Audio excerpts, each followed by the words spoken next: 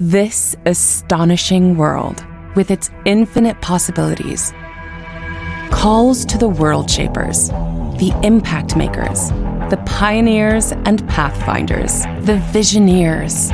Every challenge is an invitation for us to dream big, set sights high, and blaze the trails. Together, let's unlock potential everywhere.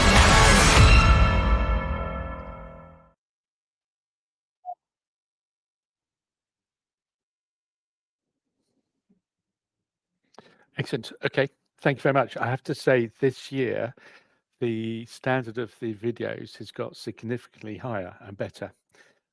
We've had some great videos, and actually I've just got back from a session in Australia. I wasn't, I should say, in Australia, but I was online, and we had a opening video from Venture, who is sort of supporting us down in Australia at the moment, and it was an acknowledgement of country, and it was absolutely, it was tears. I had tears coming down my, welling up in my eyes, I have to say. Absolutely fantastic. So look, welcome to everybody for day two. Day one was amazing.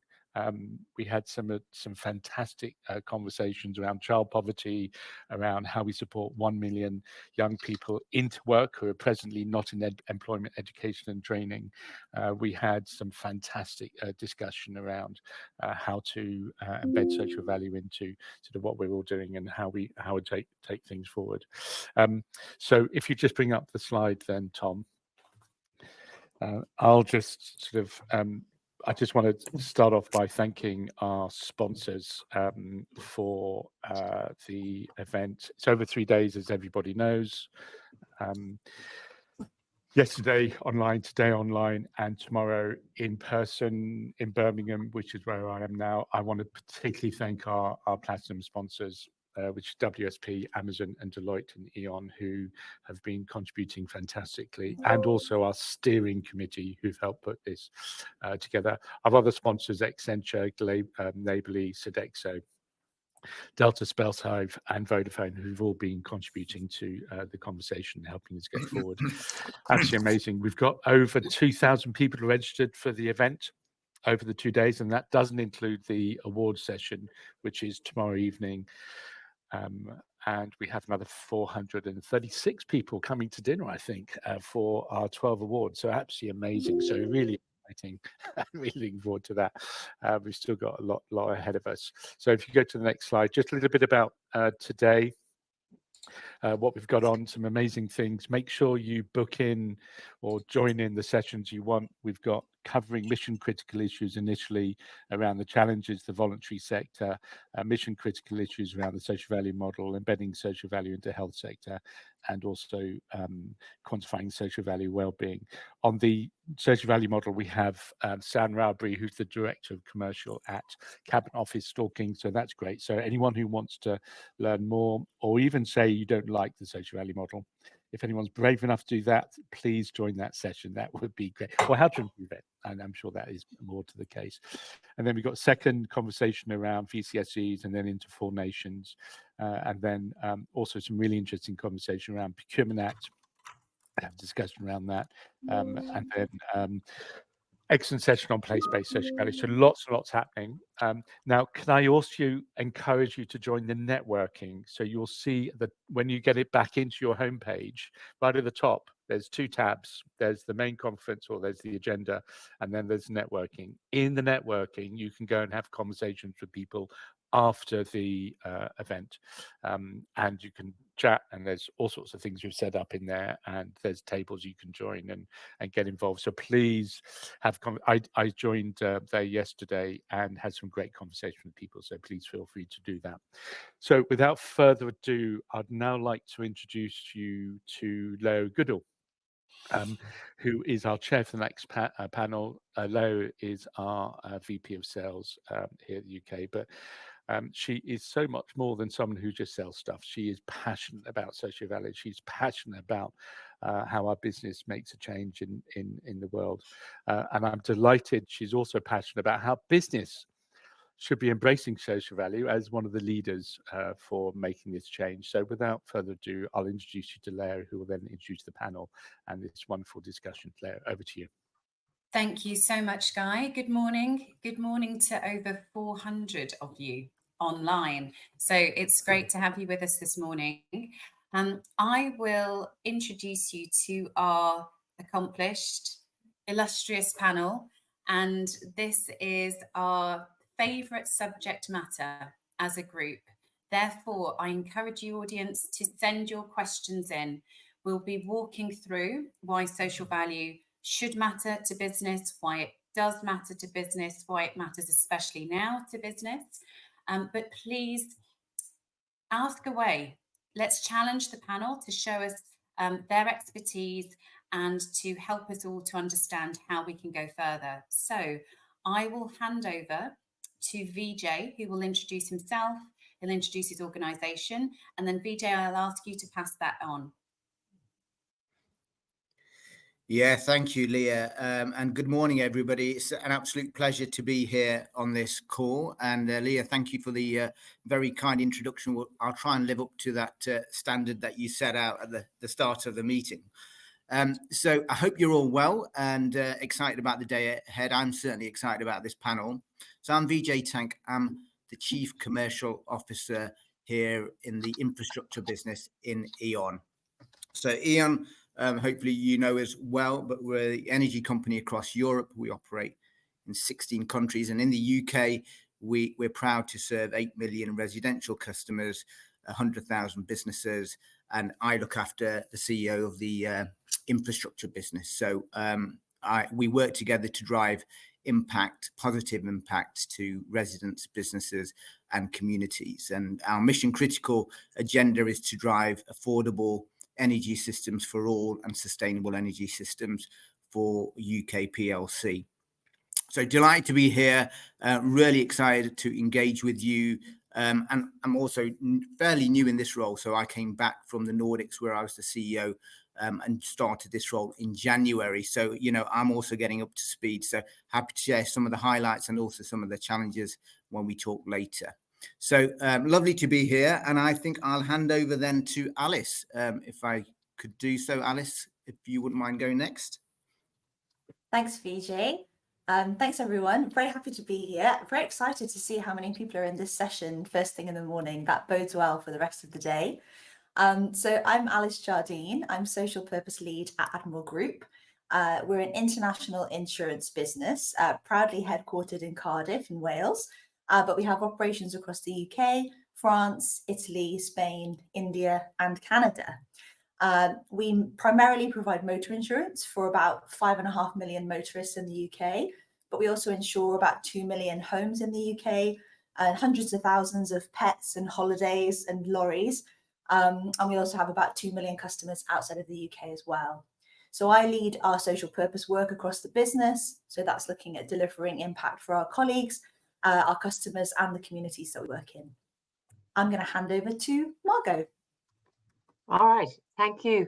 And really nice to be with you all. And thank you so much, Alice. So my name is Margot Slattery, and you can probably tell by the accent, I'm Irish, so calling in from Dublin today. And I have the honor and privilege of heading up the work that we do at the ISS Group. I have the global responsibility for social sustainability and inclusion. And we'll probably chat through that a little bit more later. If you don't know ISS, we're a fairly large, pretty large in facilities management organization, providing services in over 30 countries across the world, employing 320,000 people, and we're a Danish-based organization and around for 125 years. And our big motto is, it's all about people make places. So that's very relevant to the conversation we are having here today, and really looking forward to chatting with you all. Thank you, Alice, for your passing to me, and I'll now pass it to Helen. Thank you. Thank you, Margot, and brilliant to be here today with so many of you. I'm very excited to be there tomorrow in person as well, and to meet some people face to face. I'm Helen Longfils. I'm the Group Director of Social Value at Mitie. Mitie is also an FM provider, facilities management provider. We're the largest in the UK. We do have some operations in Ireland and Spain, but the predominant services that we deliver are here in the UK, where we employ almost 80,000 people. And we provide services that help to make places better and to support thriving communities. That is our purpose: better places, thriving communities. And those services include things like security, cleaning, front of house, engineering, biodiversity, grounds maintenance, solar panel installation, a huge number of things that help to make places better for people to live in and work in, and to to be able to play their role in society. And my role within Mitie looks at all aspects of social value, from the commercial side of it through to what we do for our people and what we do for our communities. We tie a lot of that together through our Plan Thrive initiative, which is our strategy to create pathways for sustainable futures. That is about creating a theory of change that looks at what we can do as a business to play our role in society in full. And as part of that, we have some pledges that we're working towards over the next 3 years to uplift the lives of 1 million people through social mobility, wellbeing and skills, and to enable 1,000 places across the UK to prosper through place-based interventions. Thank you very much. Attendees, I told you it was an all-star panel, so I look forward to seeing your questions drop into Q&A. Where we're going to start is probably where most of us started, and it's looking at how our careers have got us here. So if we think about starting in CSR, if that's where you started, and then moving through to ESG and now social impact, does that progression of sustainability map your professional progression, Margot? Is that where you started, and is that where you are? And where do you see us going? Sure. Thanks, Leyoh. A little bit different, I think, for me. I started actually in operations. So my working life up until around 2018 was mostly I was the CEO of the Dexos business actually at the time in the UK and Ireland, well, Ireland and Northern Ireland primarily. But I was always, in that whole period of time, very involved in areas such as inclusion, sustainability. So many things on my desk at that moment in time. I transitioned into a role where I became the Chief Diversity Officer for the organization and laterally moved to ISS in 2021. And if I take that journey in ISS, again, starting off in the inclusion, diversity area, we quickly realized we wanted to have a wider remit, particularly around social mobility. We were very engaged with the team who were doing ESG. And after a period of time, that was a very natural fit that we move and I suppose transition all of the work we were doing under the banner of social value. And that's why today that fits together. So we weren't a natural sort of, there wasn't a path that was really clear, Leyoh, but it's fitting and feeling very right at the moment, because the work that we do, inclusion, is really part of this. Work we've been doing around social mobility is part of this. Thinking about the S in all its elements of ESG really fits well to what I do right now. So hopefully that's given you some insight into that. It has, absolutely. I actually had Rebecca from E.ON on a masterclass yesterday, Vijay, and she talked to us extensively about your diversity and inclusion campaigns. Your progression also seems to have been from the business. Do you see an evolution within E.ON similar to Margot, where we see social value and social impact now starting to bring together all of those disciplines in the organisation focused around people and social? Yeah, completely and absolutely, Leah. I've never had social value in my title or ESG, but I've absolutely had it in my responsibility. And now sitting on the UK board and also our E.ON international board for infrastructure, social value has to be a strategic imperative to drive all our balanced outcomes if we want to not just achieve economic growth, but actually deploy that prosperity for all in businesses and in households and community in a balanced and fairer way. It absolutely has to be center of the agenda. And I really believe it is in our organization. I'm proud to say that, although there's tremendous amount work to do. My background's quite different. I started in the beer industry. I started life as an accountant and moved into a lot of commercial roles. You didn't see social value on the spreadsheet. You didn't see it in the NPV calculations or the discounted cash flows. I then moved to quite transformational roles and a number of different leadership roles, whether it's in operations or in the communities or in digital technology. And the more I've moved around the business, the more I genuinely believe this has to be at the heart of a strategic shift to balance business needs with local needs and consumer needs to drive the agenda in a far more scaled, impactful way. So whilst I've never had it in my title, it's absolutely there within my responsibility. And the more I learn about it, the more I'm impassioned about the opportunities that's ahead of us. I also hear that you have a huge passion for social mobility, so I might pick that up with you a little bit later, Vijay. Of course. Helen, you all prioritise working with small, medium businesses. Helen, I know you do this all day, every day. When you describe your journey here, would you mind picking up on Kelly's question? Kelly's asking for top tips for smaller organisations, as most of you are from very large, significant multinationals. So it'd be great just to hear how you can answer that for Kelly, if you don't mind, Helen. Yeah, absolutely.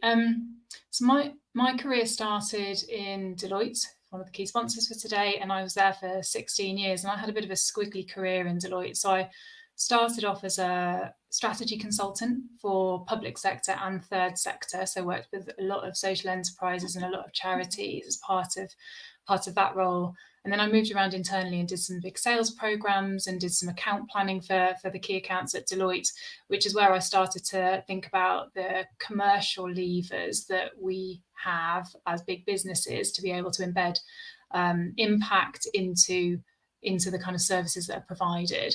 And then in my latter role at Deloitte, I was the social value director there. And that was coinciding with when the social value model launched.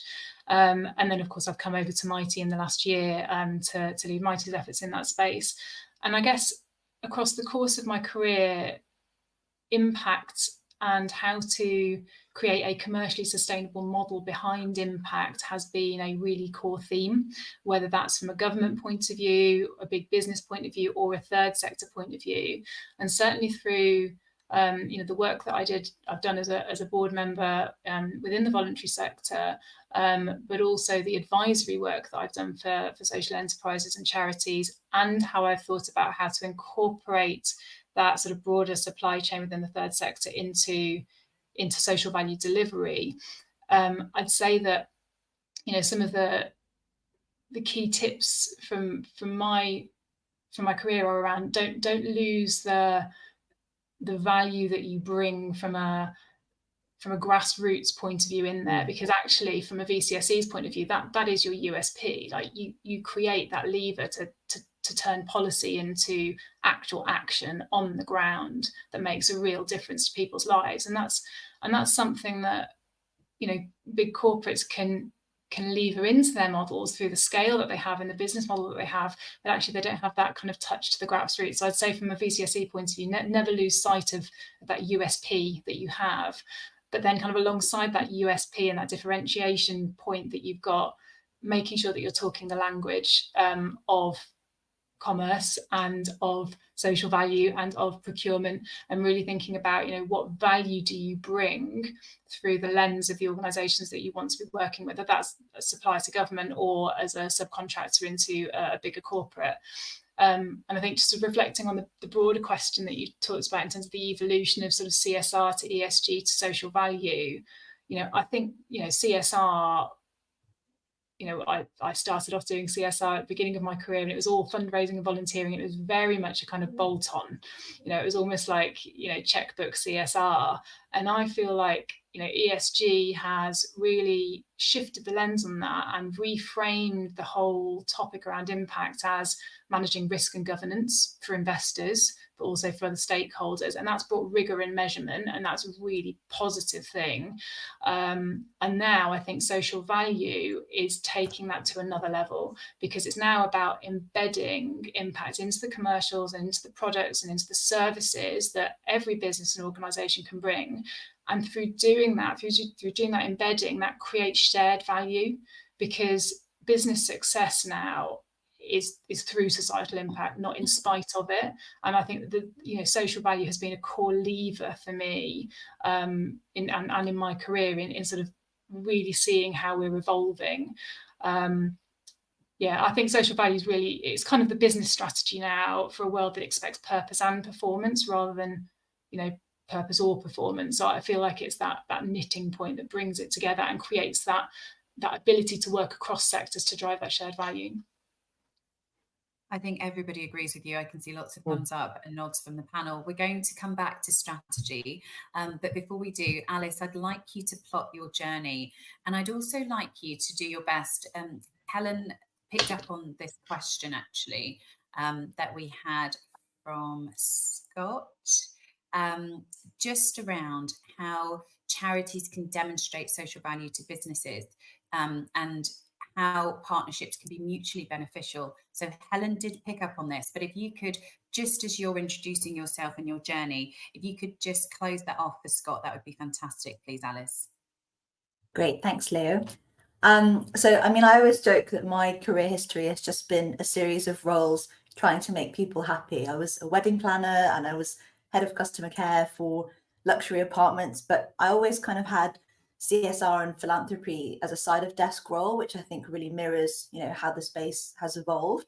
But in terms of the world of social purpose, social value, I started out in community engagement and public consultation for a property developer. So working really closely with people, responding to local needs, listening to what really mattered to them. And then within that team, that gradually expanded into a broader social value role, which I think is quite reflective of what happens in a lot of businesses. So shifting that focus to long-term value creation rather than just short-term wins and sort of almost PR responses sometimes. Really interesting for me moving into the insurance sector, where social value is, it's not just a nice to do, a right thing to do. It makes smart business sense, really. We're in the business of risk, firstly, and trust. And we're looking at community resilience, which I think ties in really, really nicely. And also, but it sort of drives innovation as well. So when we're looking at new products that we can offer, like micro insurance or green insurance, I think it's all about kind of using that social impact impetus to drive those new needs. So at Admiral, I think very reflective of other industries, but social impact was always there as part of the story, but just under a different hat. It was always part of the comms team.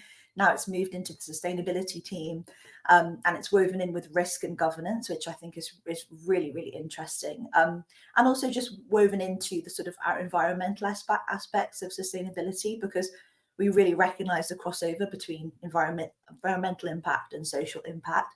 We see firsthand when we get calls from customers who have been victims of flooding or something terrible's happened to them. We see that there is that environmental and social crossover is huge, and those most vulnerable to one are most vulnerable to the other. So that's super interesting to us. And we're the first Welsh FTSE, so we really feel this strong sense of responsibility and obligation to sort of lead the way in terms of social value. It's one of the reasons we're very happy to be working with SVP. But it's an exciting opportunity for us.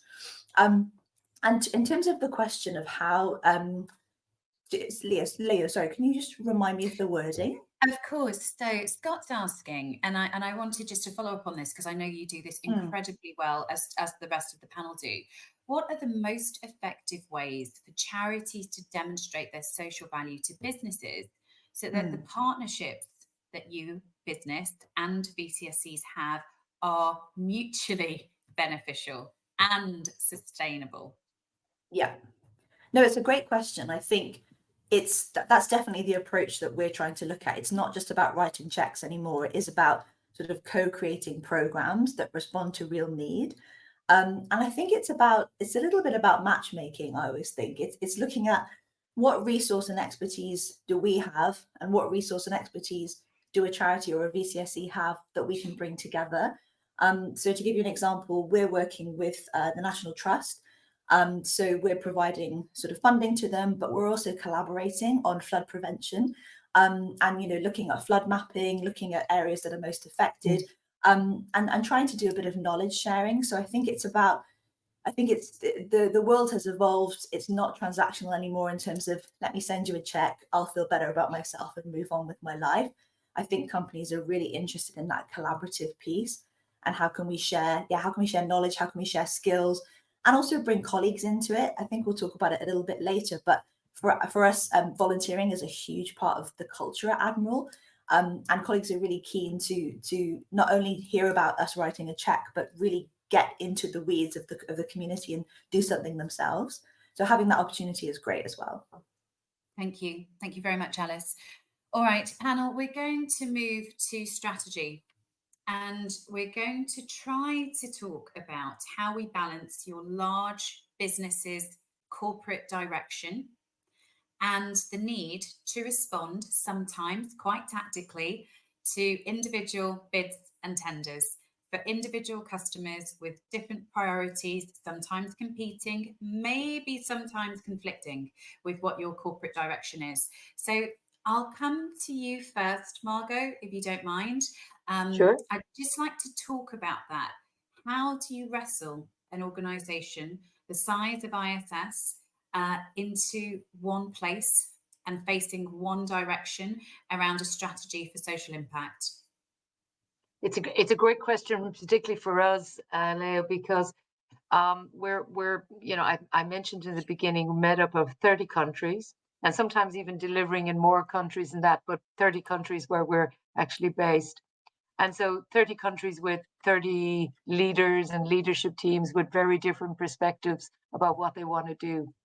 So that's why it needs for us to have a very strategic line. So starting from the very beginning with our board, then coming to our excom, we baked in social value to our strategic initiatives. So we've 10 key strategic initiatives as a business, and delivering on social value, social sustainability is one of those. So that means that every country that we operate, every business that we operate, everything we do has to have an element of that in what it does.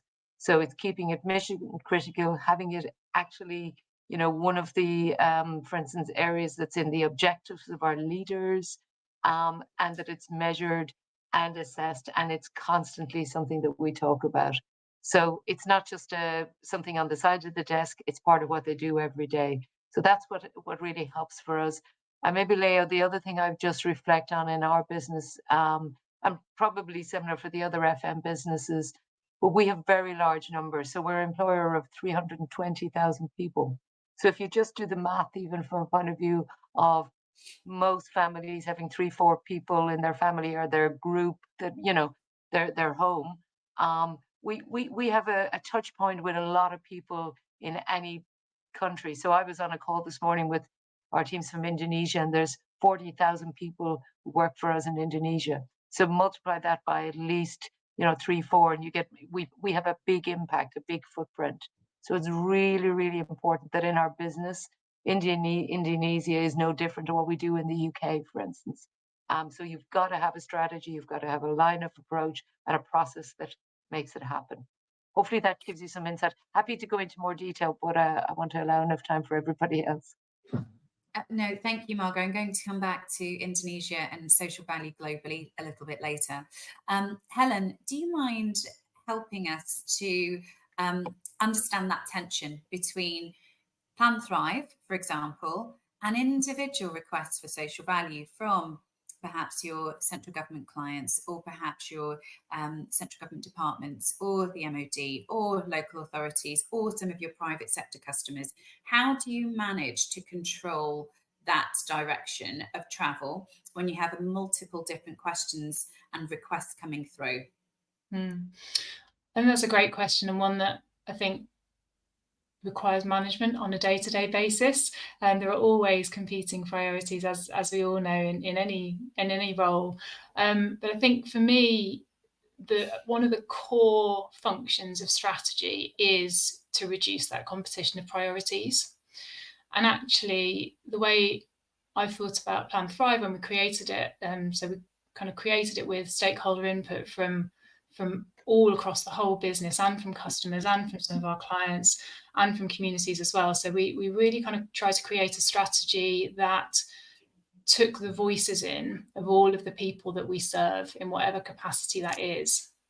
And then we thought about, as part of that Plan Thrive strategy, what are the biggest levers that we can pull as a business? And for us, that's about employing people and enabling them to have sustainable careers and to be productive, happy, healthy employees that can then give back to their communities.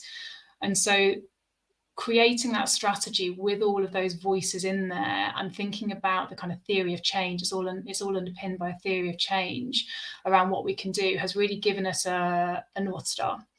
And actually, that for me has been really critical to enable that flexibility on a day-to-day basis, because if you've got that theory of change or that North Star, it kind of helps teams to prioritize what matters most on a day-to-day basis, and to see how that fits in with the bigger picture, and to take some of those individual bid needs or client needs and kind of go, actually, how does that support the bigger story that we're trying to tell and the bigger change that we want to see in the world and that we want to enact in the world.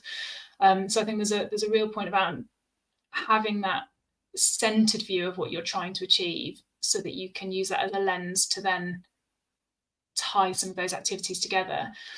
And then the other really critical bit for me around that kind of reduction of the competition of priorities is about seeing it as really critical. Like you need to tie every social outcome to a business outcome, whether that is workforce resilience or retention or customer loyalty or win rates for bids or license to operate or NPS scores. You have to find the ways to make it meaningful from a business point of view, to then be able to tie back that bigger picture of here's the social change that we want to create to the day-to-day operations of how a business actually operates in reality. And I think if you can kind of square that circle, then actually you can galvanize a lot of enthusiasm towards your social mission and towards your purpose. But I do think it is a daily thing that you have to be conscious of, to make sure that you're sticking to the strategy and that you then evolve that strategy over time as well.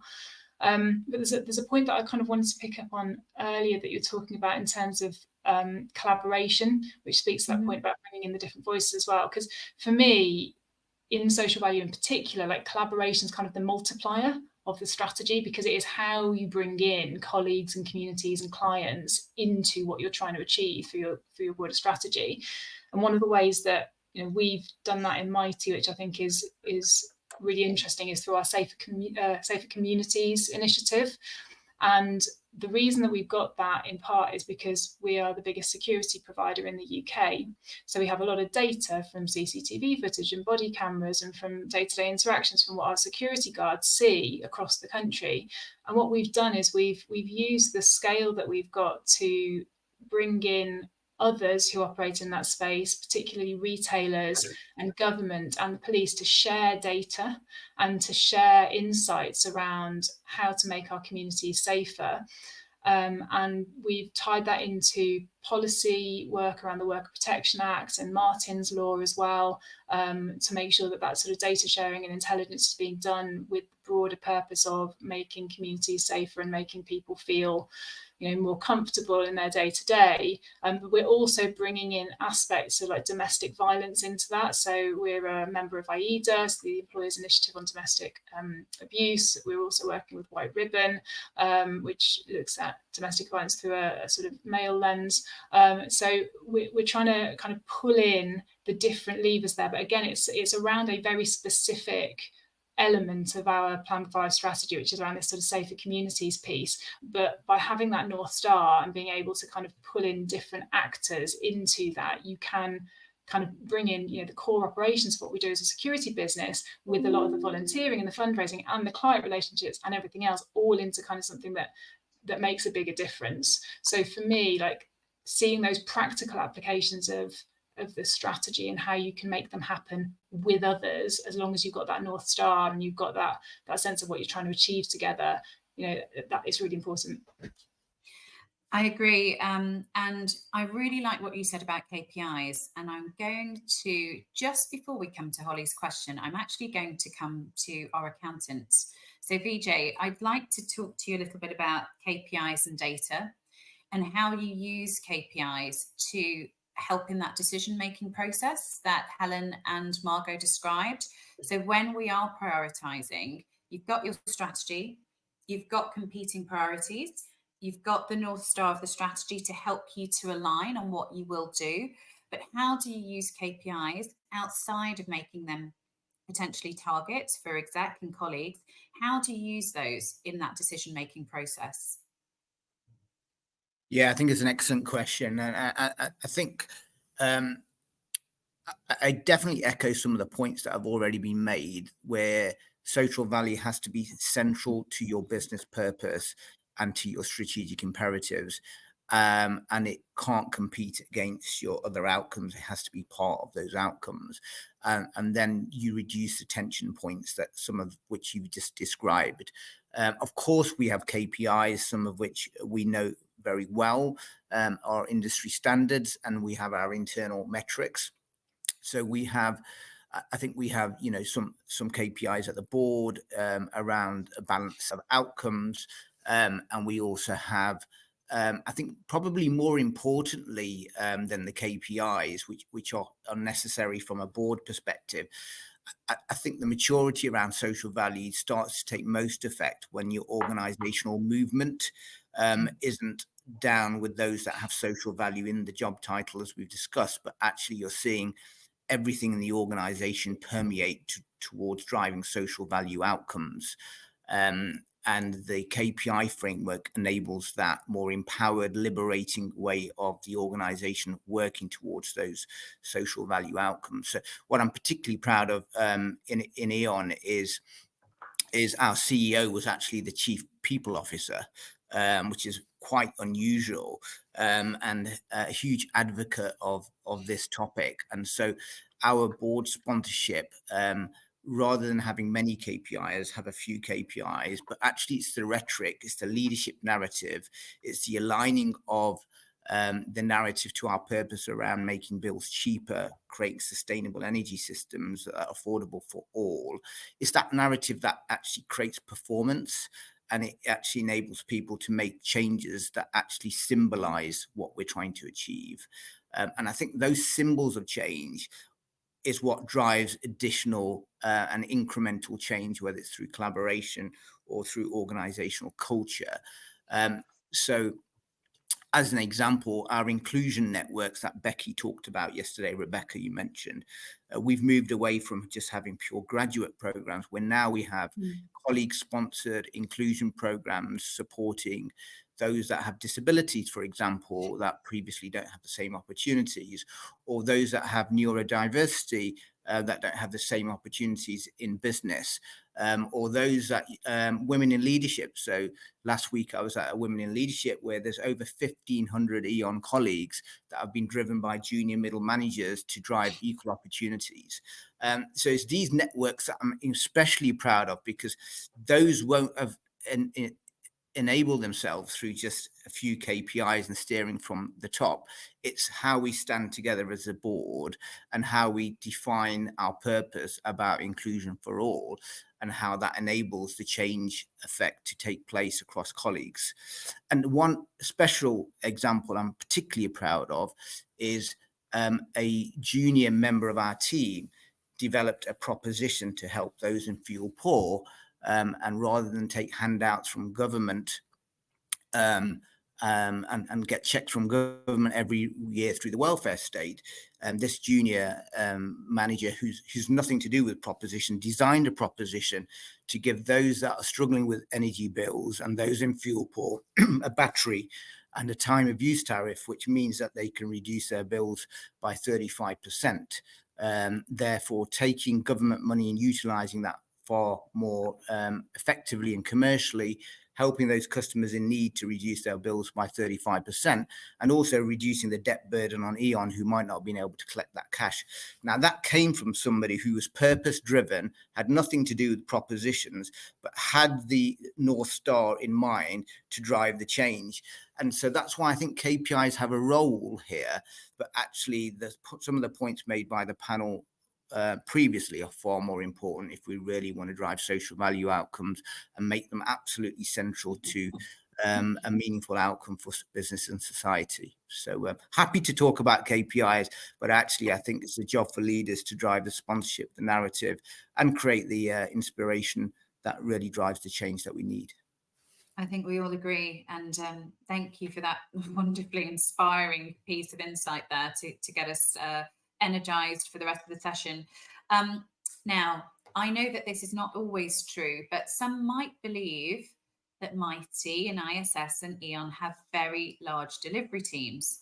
So I'm going to actually ask Alice to help us to answer Holly's question. Now, Holly's asked, how do you balance the strategic approach with practical delivery? If you don't have large social value delivery teams, how do you ensure that social value is delivered effectively? Alice. Thanks, Leyoh. That's a great question, and I think really important for today's conference to ensure that we can all do the things that we're talking about. I think for us, it's really leaning on our partners and our supply chain in terms of a lot of the delivery, and I think using the business case internally for why we need to do that. So for us, a great example is looking at our supply chain and our motor repair supply chain. We're funding programs to support the future of their workforce in terms of supporting diversity in the workforce, looking at green parts and exciting new innovation. Not only is that strategically important for us, because we are risk managers ultimately. You know, investing in social value reduces our long-term risks as a business, but also risk more broadly in the community. We're really interested in, you know, climate inequality, financial exclusion. All of these factors affect us as a business.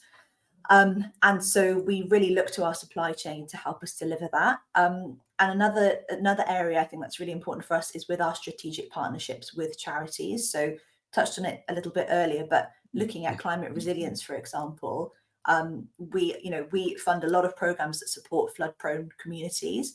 But we know we can't do all of that delivery ourselves, and so we lean on experts in the sort of charity sector and beyond, but fund sort of adaptation funding, which helps reduce claims and ultimately helps our customers. I think, you know, trust really is our currency in the insurance sector.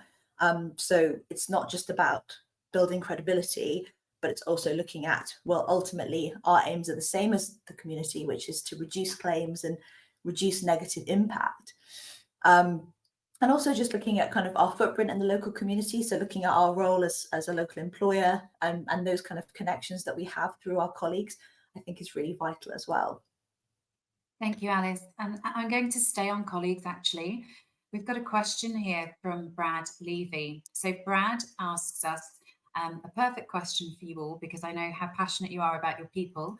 But Brad's asking, much of social value work focuses on the impact on communities, young people, veterans, etc., and business growth.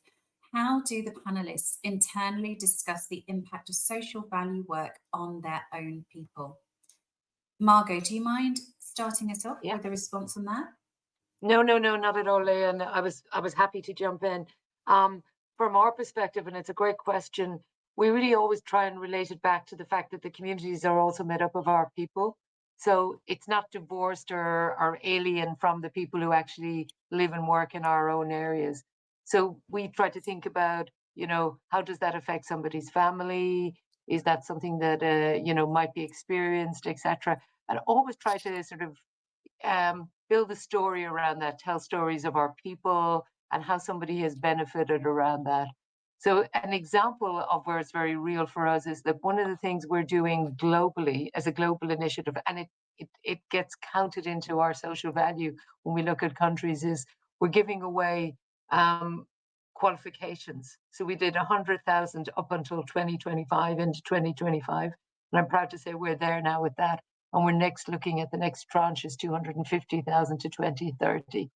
So if you think about those qualifications, they not just impact the people who work for us because they're for our people, but their families. And then we really demonstrate, you know, tangible outcomes by saying we did this amount of qualifications in this community, in this place. This is the people who benefited. So the numbers really help. So kind of going back to the conversation we've had about KPIs, it's measuring the KPIs around something that's very human-centered and something that's very real. We also think about if we're doing volunteering and we're supporting a charity, etc., like that, where was that charity? What was the impact? How much was, for instance, if there was a fiscal value given, where did it impact people in their own community? So always trying to sort of find a way to show that it has been relevant to where people are. So taking everything to where people are at. Incredible. Thank you very much, Margot. Alice, I'd like to come to you to talk about how your people, how your colleagues at Admiral get involved, because I've been swept up in that at your offices in Cardiff. So if you could just describe how you mobilise staff against the cause and the benefit to internal colleagues of your social value work. Yeah, absolutely. I think, you know, our colleagues really are at the heart of a lot of our social value work at Admiral, partly just because it's been at the heart of the culture for so long. If you look on our corporate website, we really have fun and community impact as one of our corporate pillars. So that's one of the reasons I joined the company. But I think there's sort of an internal and external focus that you can look at this. I think internally, you know, we are one of the largest private employers in South Wales. So we have a huge opportunity and a huge responsibility really to make meaningful impact and recognizing our role in social mobility. We have a lot of entry-level roles, and we have a lot of employees who have been with us for decades, you know, started their role in a call center and are now leading departments. So we really try and push social mobility within the business, lots of training, lots of apprenticeships, and really just trying to lift our communities up using our role as an employer. We think that's really, really important.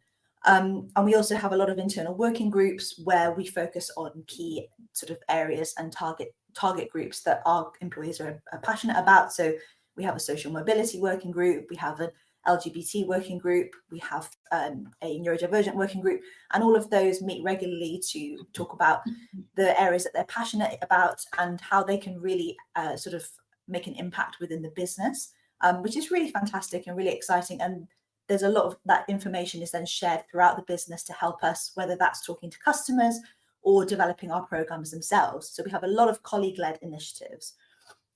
Externally as well, we try and allow our colleagues to drive that community impact as much as possible. So whilst we are creating strategic partnerships that are high value and might be international, we also recognise the importance of funding small charities and supporting small businesses, because we know they often get overlooked when it comes to corporate donations. So we give every colleague a stake in the business. Every Admiral colleague is a shareholder, and we really want to feel like they have a stake then in that community investment.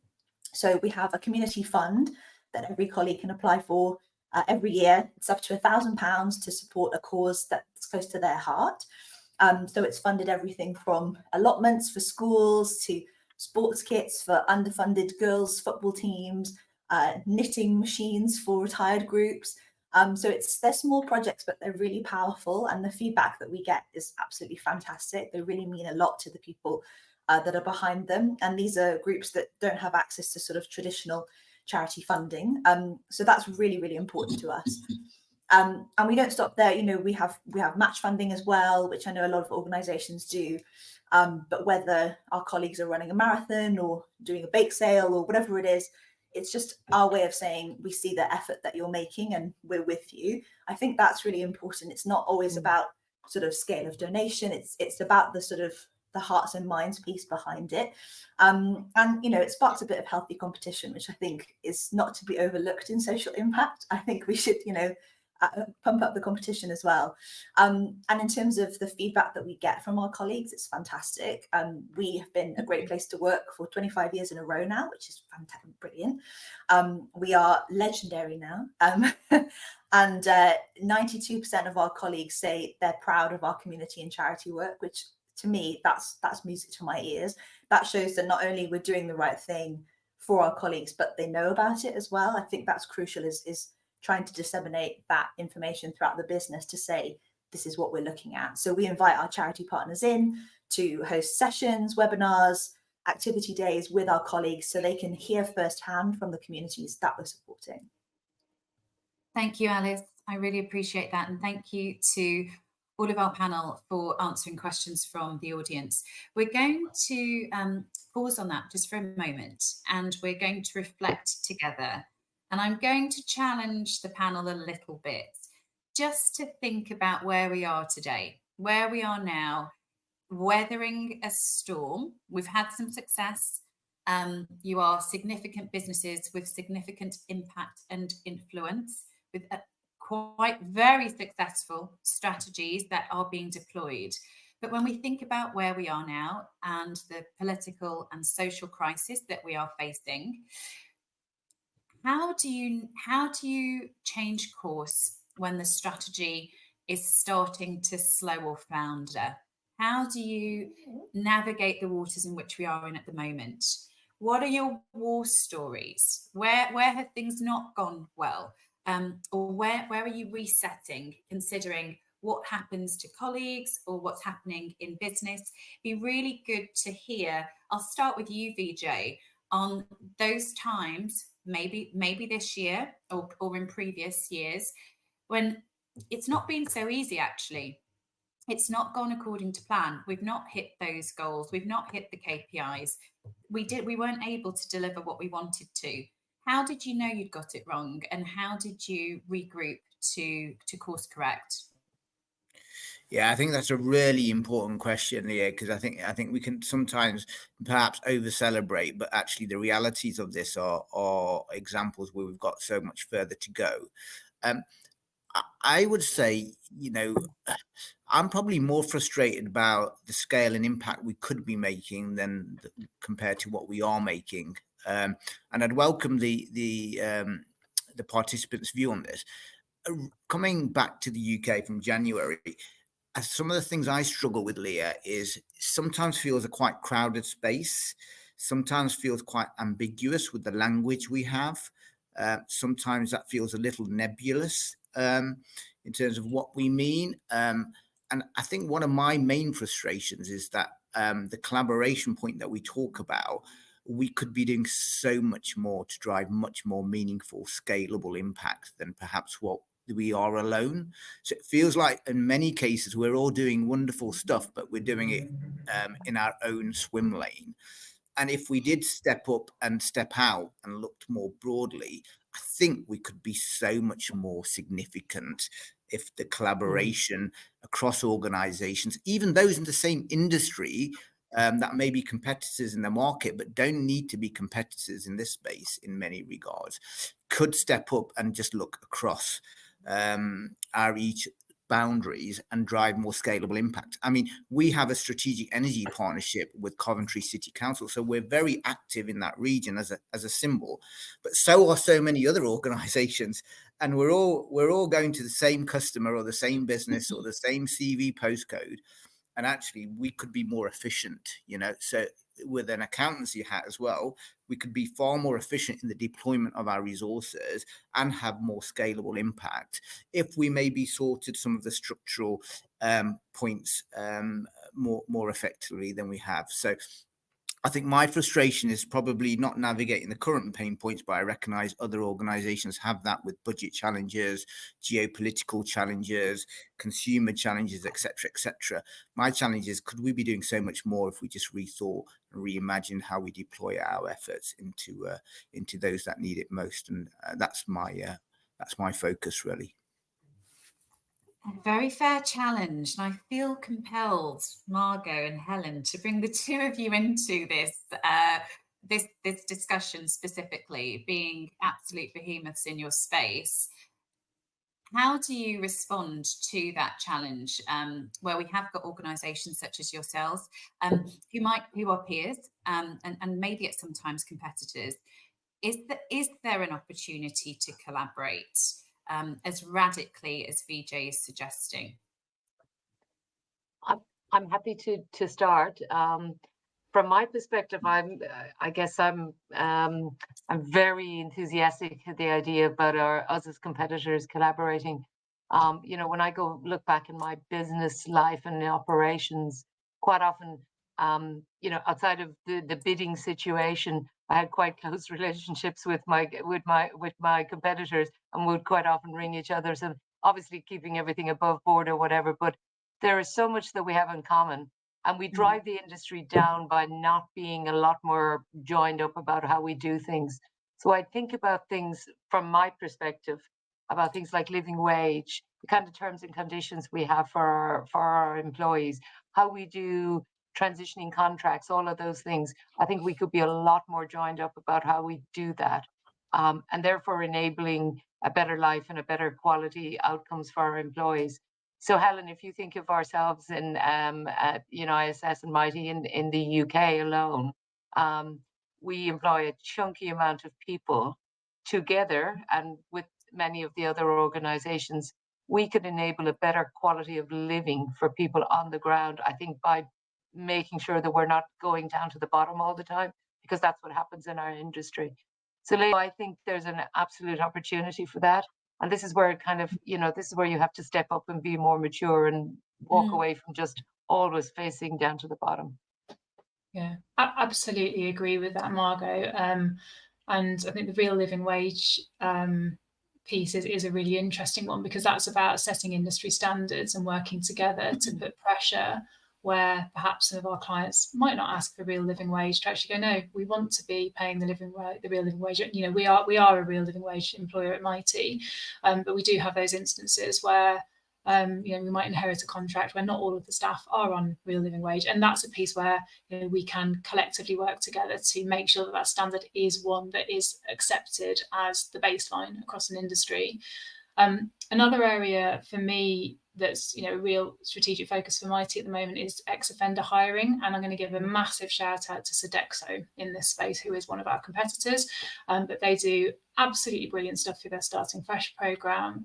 And they have been exceptionally generous in sharing the knowledge that they've got around how to make that work in practice, both publicly in terms of guidelines and so forth, and also privately. So I've had conversations with colleagues at Sodexo around, you know, how do we make sure we work together? How do we, you know, lean on each other when we're trying to mobilise programmes to support ex-offender hiring that actually are to the benefit of the whole of society and to the benefit of our companies. And one of the things that we're doing at Mitie, and Sodexo is part of this as well, is we're members of the Social Recruitment Advocacy Group, and we held a working group earlier this year in April with a range of different suppliers across the market, all sorts of different kinds of organisation, to come together around the question of how do we hire more ex-offenders into our businesses, and how do we work collaboratively to do that? And, you know, where we've all got programs that we're running, that's a brilliant thing, but actually, is there a way to cross-refer between the programs? Is there a way to come together where actually we're not wasting resources, but we're finding roles for people that are genuinely aligned to their purpose, that then helps them to stay in those roles for a longer period of time? Because that's to, you know, a business's benefit, but it's massively to the individual's benefit and society's benefit overall. So I think there are lots of examples where if you can find the right topic, you can work across those competitive boundaries in a way that's just really productive and actually doesn't undermine competition at all. It actually helps us to, you know, present to our clients as, you know, one joined up force that wants to, you know, wants business to be a force for good. And for me, like the measure of like being a mature business isn't how much you do, it's how much others do because of you.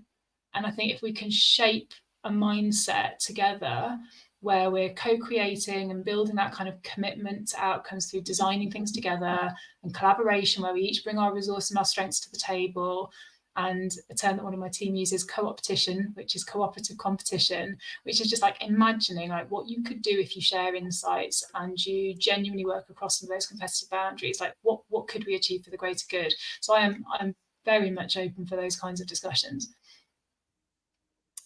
This might, yeah, I mean, it's a pretty special opportunity to continue that discussion over the next few days, Helen and Margot. And I, without alienating other sectors, I think FM is where it's at in terms of collaboration, innovation.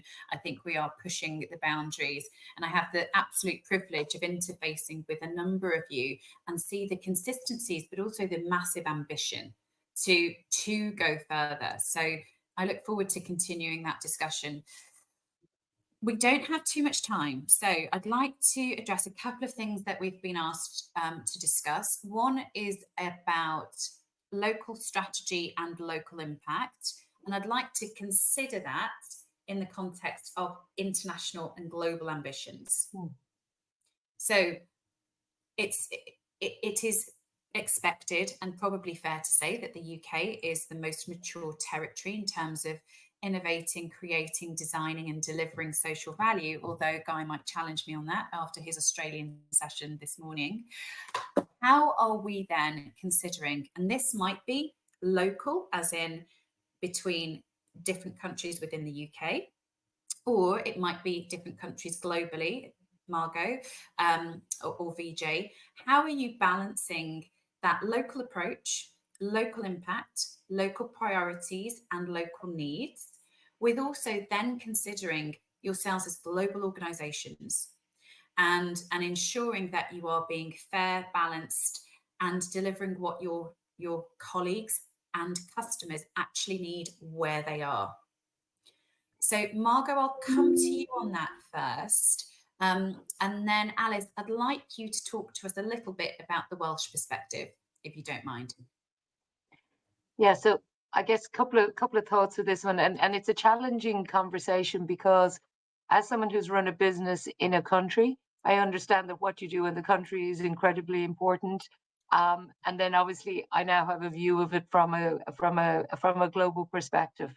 I think it's incredibly important in the local part to be tuned in to what's important locally, to understand your culture, your history, your people, what matters on the ground, and what are the economic circumstances that you respond to and that you try to support and help.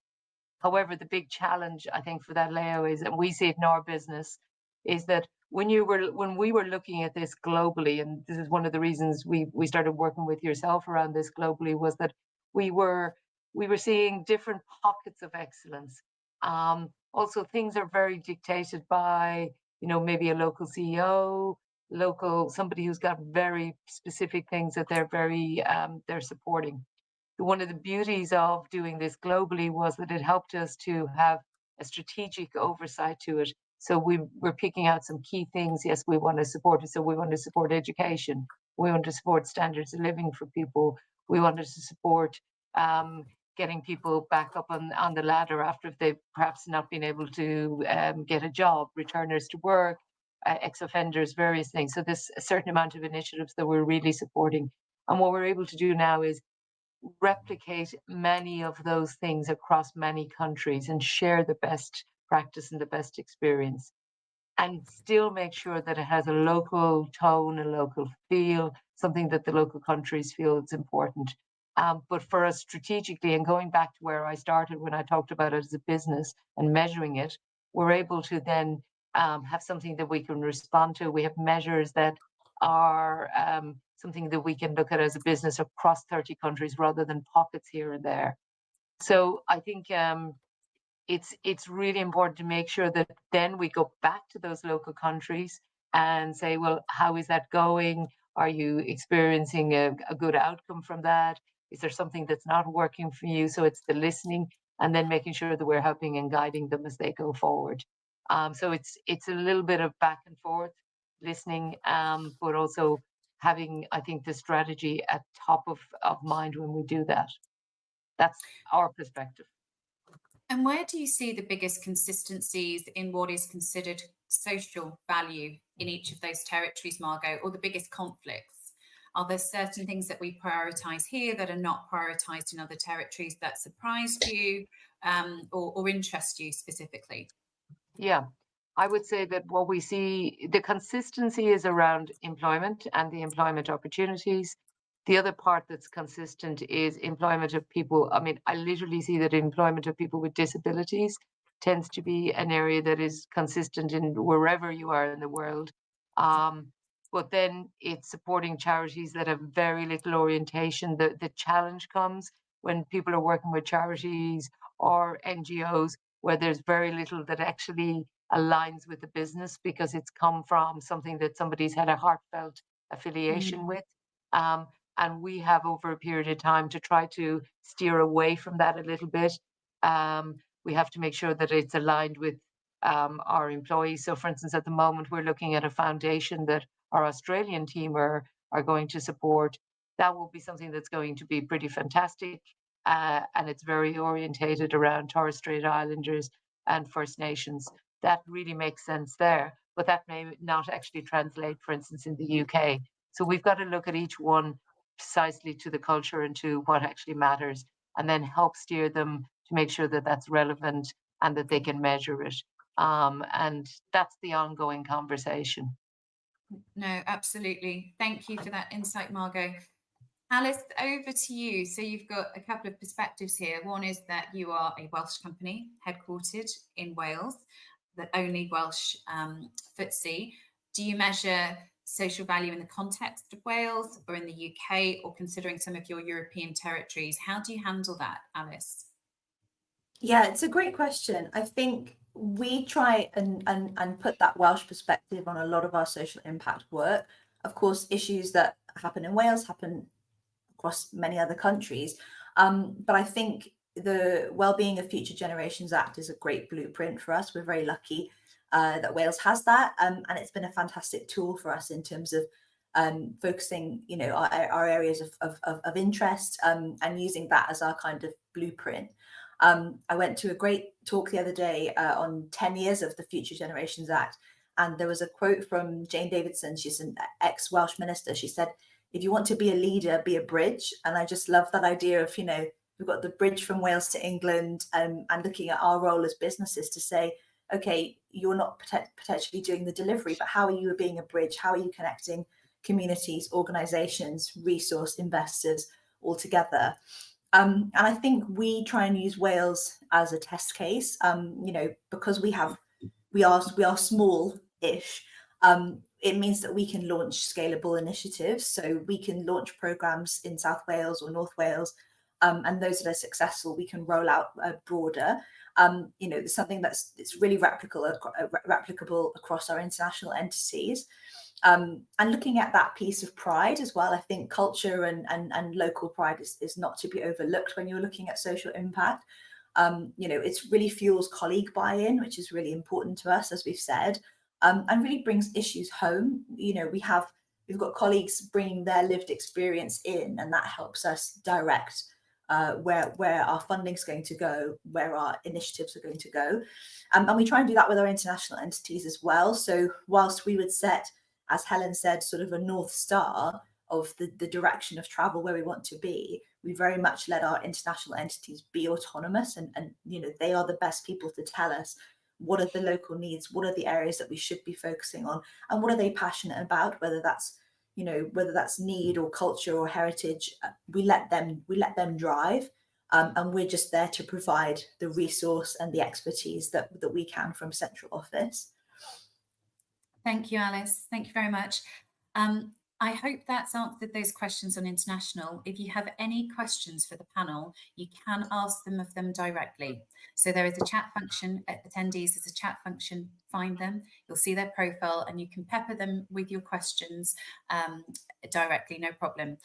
Just as a wrap up, and I'll start with you, Vijay. Then I'll come to you, Helen. If we are to remind the audience of the commercial case for social value, which we all agree there is, what should we remind them to prioritise? How should we remind them to communicate to those individual stakeholders, whether it's customers or colleagues or the board or the exec? We've got some on the call who'll be at the beginning of their journey in less mature organisations, some in very well-established organisations who are really looking to push and to challenge themselves further. So we come back to business language, business priorities, and Vijay, I'd like you to start thinking about the commercial case, thinking about getting the board on side, getting the leadership team on side, making sure the exec are with you. How should you be communicating? Yeah, a brilliant question, and how long have we got? But I suspect it's the wrap up is quite short. I mean, I would say three things probably. Sponsorship from the very top, vital. So it's through the fabric of the whole purpose-driven organization.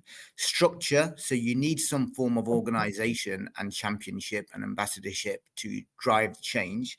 And thirdly, symbolism. There needs to be evidence that this is driving impact. You may not always be able to foresee that impact. Back to the top of the call, you can't put it in a spreadsheet always and put some inputs in and expect to see a return on investment out of it. But just as one example, if I look at my own organization and look at something, again, I'm proud of, some of those inclusion networks, the purpose-driven approach that we talked about means, thankfully, E.ON's a place where people want to work. And particularly young people want to work because they want to drive the change to reduce bills, reduce the burden of society, drive sustainable energy transition. So, I'm really proud that we are the number one employer in Sunday Times for 16 to 34-year-olds. Now, what that means is a great, warm feeling as a leader there, but you can also put a commercial value to that in terms of retention, attraction, growth, development, creating future leaders. It's difficult to put in that spreadsheet I described, but ultimately those symbols start to show to the organization that you start building a high performance organization because you've got longevity, you've got purpose-driven people, that discretionary effort. So sometimes it's having the faith, and which is why coming back to sponsorship and leadership and the narrative is vitally important that the board show unity on this. And it's not just the CEO or the social value director, but it's absolutely the heart of the organization. So sponsorship, having some structure to coordinate this change and affect the change, but some real symbols that demonstrate you're serious, people hear it, and ultimately it's making a meaningful change to customers, to society, and to your colleague and to your culture. So that would be my Thank wrap. you, Vijay. Very clear. Helen, how would you add to that? Absolutely, 100% echo what you just said, Vijay. It's so important to get those aspects right. Couple of things I would add to that. So one is put yourself in their shoes, meet them where they are, and think about what you want them to think, what you want them to feel, what you want to do. And therefore, how do you need to sell them what it is that you want them to think, feel, and do? So for the board, it's all about risk, resilience, brand reputation, investor confidence if you're investor-backed business, license to operate. For your leadership team, it's all about market differentiation, customer retention, operational excellence, team engagement. For colleagues, it's like pride and meaning and participation and community and well-being. And then for your customers, it's about partnership. And for your supply chain as well, it's about partnership and shared outcomes and measurable impact. And then for us, like the community lens, going right back to like Plan 5 and the community being the kind of bedrock of our theory of change, that not missing that link through to the community value that you create. So for us, our communities are where we live and where we work, but they're also where we recruit. And that's a really key thing for us. So how we engage our communities and how we build skills and employability in our communities is a core business driver for us, as well as being the right thing to do as a business. So just sort of thinking through those different lenses of what you want to think, feel, do, and the language that you use and making it real to them is really important. And then I think the other things I would say is, particularly in these times, be bold, know what you stand for, act well, do the thing that you said you're going to do, and never lose sight of the commercials, because actually that is the key to unlocking a sustainable delivery model that helps us all to go further and faster. Here. And just to wrap us up, Margot, I'd just like your perspective on how we keep this a priority, how we maintain the energy to keep banging the drum, how you keep this on the top table as the top agenda item, because I think we've all probably felt those moments where your energy is waning, there's lots of pressure, lots of asks, and you just need that extra energy to keep going. How do you keep that momentum up? Well, I think it goes back to everything that's just been said by the previous two about the communication of the message at the different stratas and the different levels. But if you think about it, particularly at the top table, it's demonstrating the fiscal value. I have certainly found that really, really impacts what is the value to our organization. Then making sure we're matching that with things like employee engagement, so we can show a net developer, a score around that, and then matching it with our customers as well, and being able to always show that it is an impact and has a value in our business, and making sure that you've got something, reporting, etc., that you can take to the exec, that you can take to the board and to investors, and that it's really relevant and it's consistent, and continuing to cascade that down to the people who are employed by us, and showing that it matters, because just like Helen said, it's the employee attraction and retention, and that impacts the bottom line every day. So if we can kind of keep that connection between those going, I think that's a real way of keeping it on the table and top of mind. Thank you. Thank you so much, Helen, Margot, Alice, Vijay. It's been a very easy panel to chair. I think we could probably talk for another hour. We have a break now for those of you who are with us. We have a break until 11 o'clock. Networking is open, so I would urge you to ask those questions that were not answered. There is a recording of this session. Go direct to the speakers. Please meet us in networking, and we'll see you back here for 11 o'clock. Thank you very much for the questions and the engagement. Really enjoyed working with you. Thank you all. Thank you. Thanks, everyone.